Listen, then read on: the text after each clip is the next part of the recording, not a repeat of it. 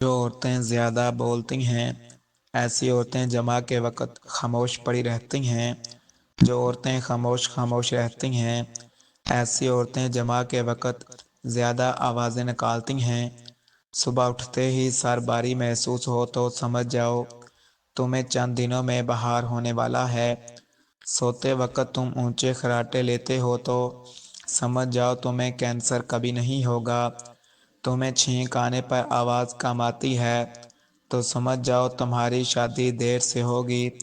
تمہاری چھینک آتے وقت آواز بلند ہو تو تمہاری شادی بہت جلد ہو جائے گی۔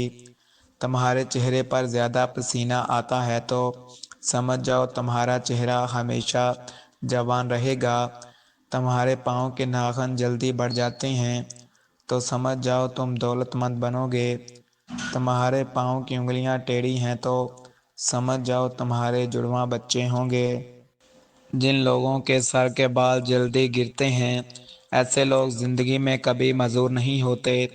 جو لوگ زیادہ گہری نیند سوتے ہیں ایسے لوگ عام لوگوں سے زیادہ ذہین ہوتے ہیں۔ کھانے کے دوران پانی پینے سے آدمی کی صحت ہمیشہ تندرست اور جوان رہتی ہے۔ کھانے کے بعد ڈکار کا آنا آدمی کے جگر کی صحت کی نشانی ہوتی ہے۔ بدن کمزور ڈھیلا پڑ گیا ہے تو کالے بکرے کی کلیجی بھون کر کھاؤ، بدن چست ہو جائے گا۔ گھر میں دو ایک ساتھ بلیاں پالنے سے گھر میں سکون آتا ہے اور پریشانیاں دور ہو جاتی ہیں۔ تمہارے دانت باہر کی جانب نکلے ہوئے ہیں تو جلد رئیس بننے کی یہ بڑی علامت ہے۔ تمہیں تیز تیز چلنے کی عادت ہے تو یہ تمہاری لمبی عمر کی بڑی نشانی ہے۔ بات کرتے وقت سانس کا پھولنا بہت جلد دماغ کی بیماری ہونے کی بڑی علامت ہے۔ انڈے کی سفیدی سر میں ڈال کر نہانے سے بال گرنا ہمیشہ کے لیے رک جاتے ہیں۔ بطخ کے انڈے کو فالج کی جگہ پر لگاؤ، فالج کا مریض ٹھیک ہونے لگ جائے گا۔ کالے نمک کے غرارے کرنے سے دانتوں میں لگا کیڑا باہر نکل جاتا ہے۔ جن مردوں کے کندھے چوڑے ہوتے ہیں ایسے مرد زیادہ بچے پیدا کرتے ہیں۔ جن عورتوں کے کندھے چھوٹے ہوتے ہیں ایسی عورتیں بیٹیاں زیادہ جنتی ہیں۔ لمبی قد والی عورتیں شادی کے بعد زیادہ غصے والی، مغرور اور لالچی بن جاتی ہیں۔ جن کے منہ سے بدبو آتی ہے ایسے افراد اکثر بدکار اور برائی کے مرتکب ہوتے ہیں۔ عالم بیداری کی تکلیفوں کا سب سے اچھا علاج نیند ہے۔ جو کام لوگ سب سے زیادہ کرتے ہیں وہ نصیحتیں ہیں۔ صدقہ سے اپنے ایمان کی نگہداشت کرو اور دعا سے مصیبت اور آزمائش کی لہروں کو دور کرو۔ اللہ سے لو لگاؤ، اس سے تمہاری ہر پریشانی دور ہو جائے گی اور تم آزادانہ دنیا میں زندگی گزارو گے۔ جو انسان صدقے دل سے اور کھلے دل سے اللہ کی راہ میں مال خرچ کرتا ہے اس کا مال قبولیت کی نشانی ہے۔ شیطان سے بچنے کا طریقہ یہ ہے کہ جس نعمت پر تمہیں فخر اور خوشی ہوتی ہے اس نعمت کو لوگوں کے استعمال میں آنے دو۔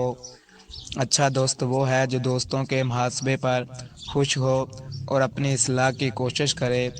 عزت نفس خوبصورت اور حسین لباس کی مرہون منت نہیں ہوتی۔ دنیا ایک لمحے کی مانند ہے، اسے اطاعت اور بندگی میں بسر کرو۔ جہاں تم اللہ کے سامنے جواب دہ ہو وہاں آزاد نہ ہونا، اور جہاں آزاد ہو وہاں پابند نہ ہونا۔ خالق کا گلہ مخلوق کے سامنے نہ کرو اور مخلوق کا شکوہ خالق کے سامنے نہ کرو، سکون مل جائے گا۔ نیک کام وہ ہے جو طمانینت اور سرور بخشتا ہے، جس کا کوئی نعم البدل پوری دنیا میں موجود نہیں۔ جس محفل میں اللہ کا نام لیا جا رہا ہو اس محفل میں بیٹھنے میں دیر نہ کرو، اسی میں تمہاری بھلائی پوشیدہ ہے۔ اللہ کی رحمت سے انسان اس وقت مایوس ہوتا ہے جب وہ اپنے مستقبل سے مایوس ہو جاتا ہے۔ ارے تمہاری نظر موتی پر ہے، شاہ پر نہیں۔ تمہارا قبیلہ فریب ہے، سیدھا راستہ نہیں۔ میں شاہ سے نظر نہیں پھیرتا، میں مشرق کی طرح پتھر کی جانب رخ نہیں کرتا۔ اگر تمہیں ایک بھروسہ مند دوست مل جائے تو اس کو اپنی روح کے راز بتاؤ۔ اگر تم پھول دیکھو تو دل سے لگاؤ، بلبل کی طرح۔ اچھا بولنے کے لیے پہلے اچھا سننا ضروری ہے۔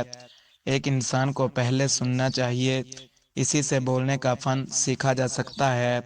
جس قدر دنیا سے محبت پیدا ہو اسی قدر اس کی خرابیوں سے زیادہ ڈرنا اور ہوشیار رہنا چاہیے۔ جس کو زندگی میں کوئی سچا استاد نہیں ملا اسے جھوٹے چیلے کو بد نصیب نہ کہا جائے تو کیا کہا جائے۔ دوست جو صرف تمہاری اچھی حالت کا دوست بنے اور مشکل وقت میں کام نہ آئے اسی دوست سے فاصلہ رکھو۔ انسان کوئی بھی بات جو غلط اور ناپسندیدہ ہو وہ منہ سے ہرگز نہ نکالے، اور یہ یقین رکھے کہ میں جو کچھ بھی بولوں گا اللہ سنے گا۔ اگر دنیا کو زمین کی صورت نہ ہوتی تو اللہ تعالیٰ کبھی پیدا نہ فرماتا، اور یہ ہلنے والی زمین پہاڑ کے محتاج اگر نہ ہوتی تو اس پر شکوہ پہاڑ کو پیدا نہ فرماتا۔ نہایت فریب رشتے دلوں کی الفت محبت ہیں، اور نہایت بڑی دوری دلوں کا اختلاف ہے۔ تم اونٹ ہو اور تمہاری سوچ اونٹ کے سوار کی طرح ہے، جو اپنے تحت قابو سے تمہیں ہر سمت میں چلاتی ہے۔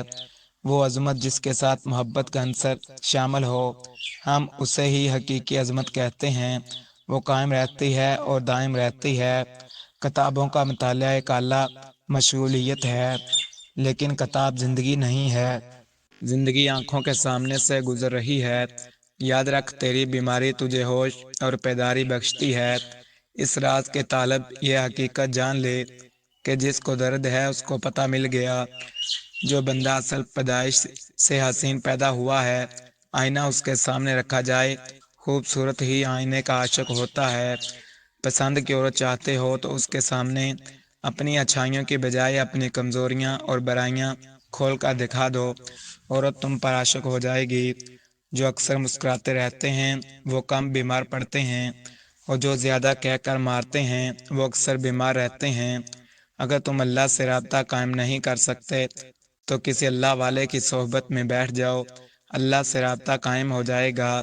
اہل باطن کو ہم نشین بن جا اور اس کے ساتھ رہ تاکہ ڈھیر سارا انعام پائے اور مرد خدا بن جائے۔ دنیا کو پا لینا کوئی برائی نہیں، لیکن جب دنیا کو آخرت سے بہتر سمجھا جائے تو پھر یہ دھوکہ اور خسارہ ہے۔ صحیح اور غلط تصورات سے آگے ایک میدان ہے، میں تم سے وہاں ملوں گا۔ میں نے مندروں، گرجا گھروں اور مسجدوں میں خدا کو تلاش کیا، لیکن مجھے خدا صرف اپنے دل میں ہی ملا۔ ٹھیک ہے، میں آپ کے لیے ایک سادہ اور مؤثر نسخہ لکھ دیتا ہوں جو پنسار کی دکان سے آسانی سے مل جائے اور قدرتی طور پر مددگار ہو سکتا ہے۔ کلونجی اور شہد، ایک چمچ خالص شہد میں آدھا چمچ کلونجی ملا کر روزانہ صبح نہار منہ لیں۔ اخروٹ، دن میں 4-5 اخروٹ چاٹ لیں۔ یہ دو چیزیں خون کی روانی بہتر کرتی ہیں اور توانائی بڑھاتی ہیں، مردانہ کمزوری میں آسانی سے مددگار ہو سکتی ہیں۔ اگر چاہیں تو میں اس کا اور بھی مختصر اور زیادہ مؤثر فارمولہ بنا دوں جو صرف ایک ہی چیز پر منحصر ہو۔ کمنٹس کر کے بتائیں۔ عادت یعنی اللہ اور احمد یعنی محمد صلی اللہ علیہ وآلہ وسلم سے رابطہ قائم کر، اے بھائی بدن کے ابو جہل سے نجات حاصل کر لے۔